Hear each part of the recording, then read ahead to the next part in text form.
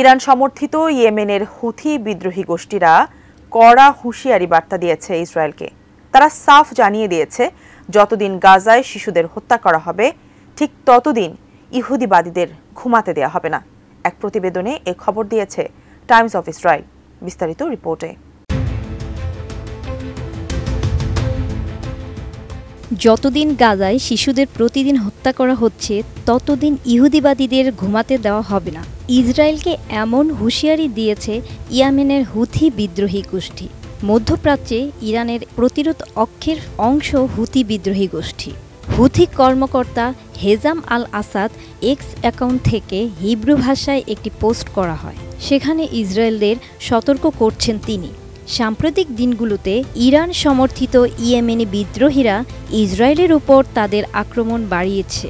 আল আসাদ এক্সকে বেশ কয়েকটি উপহাসমূলক বার্তা পোস্ট করেছেন, যার মধ্যে কিছু ছিল হিব্রু ভাষায়। ডিজাইন, এলিগেন্স, বিউটি, সেরা পণ্য সবার জন্য জেভিকো।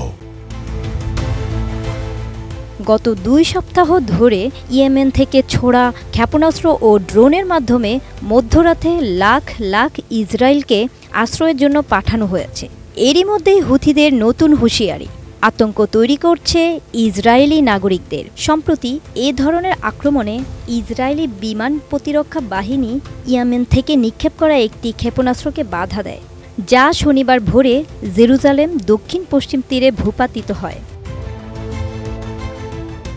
ইসরায়েলি প্রতিরক্ষা বাহিনী মতে, হুথিরা গত বছরে ইসরায়েলে 200টিরও বেশি ক্ষেপণাস্ত্র এবং 170টি ড্রোন নিক্ষেপ করেছে।